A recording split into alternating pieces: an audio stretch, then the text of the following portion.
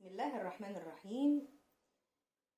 قال الله تعالى في كتابه العزيز: أعوذ بالله من الشيطان الرجيم. بسم الله الرحمن الرحيم. فالتقطه آل فرعون ليكون لهم عدوا وحزنا. صدق الله العظيم. اللهم صل على سيدنا محمد وعلى آله وصحبه وسلم تسليما كثيرا، صلاة تنحل بها الكرب وتنفك بها العقد. اللهم اغفر لي ولوالدي وللمؤمنين والمؤمنات والمسلمين والمسلمات الأحياء منهم والأموات يوم يكون الحساب. اللهم آمين يا رب العالمين. هنتكلم النهاردة عن تفسير إرضاع الطفل في المنام. إرضاع الطفل في المنام.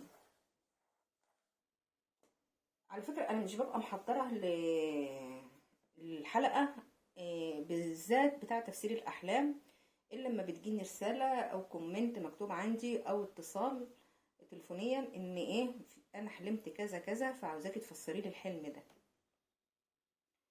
فالحلم ده يمكن انا مش كتير يجي على بالي ان انا افسره، يعني انزل تفسيره، بس اقول انا ما بحبش ازعل حد ولا احب ادخل الكرب على حد، فكنت اقول لا ابعد عنه. لعند ما جاتني فعلا رسالة ان في واحدة شافت ان هي بترضع طفل وتركته مع اولادها. اولا معناها انك بتدي الخير لغير اهله. يعني انا عارفه التفسير ومريت بيه، يعني يمكن انا مش حابه ان انا اقوله لان انا شفت الرؤيه ديت من زمان، ان انا كنت برضع طفل وكنت بقى قايمه من النوم فرحانه ان انا كنت اسمع ان الاطفال في الرؤيه حلوه ومبشره، بس لا البنات، لكن البنين لا.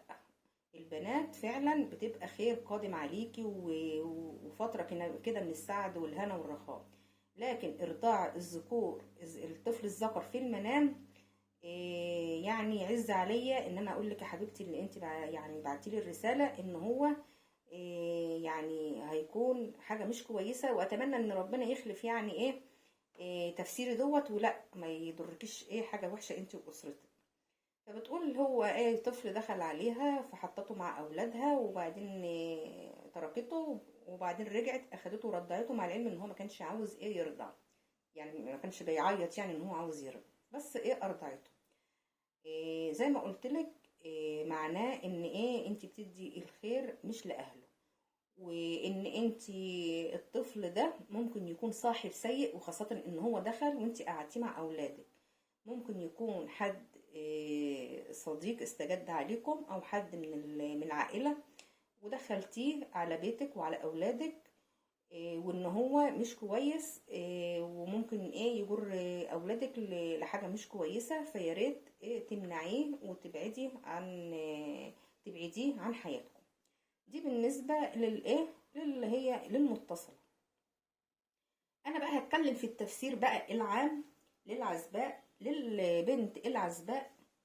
ممكن يكون تفسير ان هي شافت رؤية ان هي بترضع طفل، ان ده حاجة مش كويسة، ان هي ممكن تكون اتعرفت على شاب بدون علم اهلها او بعلم اهلها، الله اعلم. في النهارده بنات بتتعرف على شاب على اساس ان هو هيخطبها، وبعدين بتقول لوالدتها، والدتها بتبقى عارفة وكده.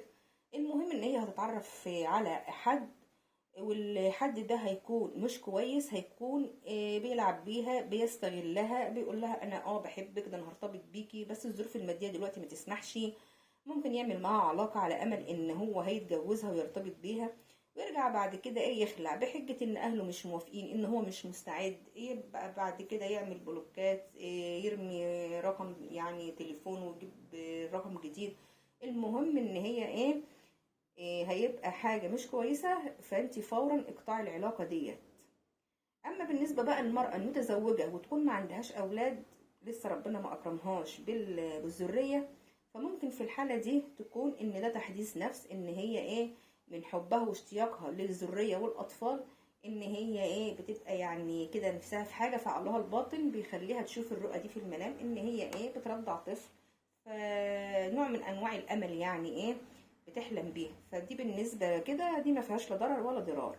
اما بقى بالنسبة للست المتزوجة وعندها اولاد، برضو لو شافت ان هي بترضع طفل في المنام، فده برضو ممكن ان هي هتمر بضائقة مالية او ضائقة يعني مشاحنات بينها وبين اسرتها، او والعياذ بالله تكون برضو عرفت راجل على زوجها، ففي الحالة دي اقطعي العلاقة دي فورا وابعدي عن الطريق ده، لان لو ربنا استرها معاكي مرة اتنين تلاتة مش هيسترها ايه بعد كده.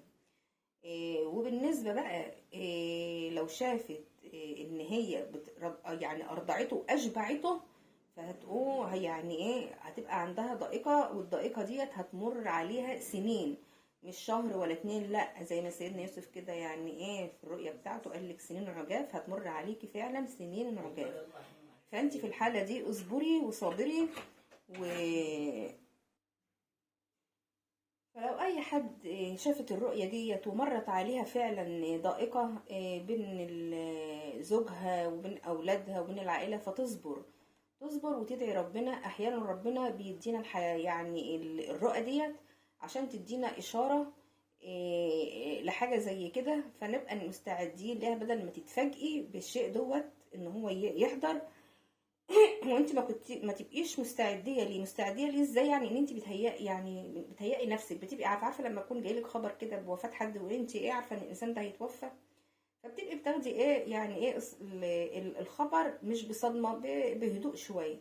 فانت لو شفتي رؤيه من الرؤى ديت حاولي يعني ايه ان انت تستغفري وتطلعي صدقه، لان لما بتطلعي صدقه زي ما قلنا الصدقات بتغير الاقدار. شفتي رؤية ان انت بترضعي طفل في المنام، طلعي صدقة عشان ربنا يخفف عنك لو في حاجة وحشة هتحصل لا قدر الله، او ممكن ان الصدقة دي تمنع ان الشيء اللي مش كويس دوت انه ما يحصلش. ويا رب تكون عرفت اوصل لكم الافادة من تفسير معنى رؤى ارضاع الطفل في المنام.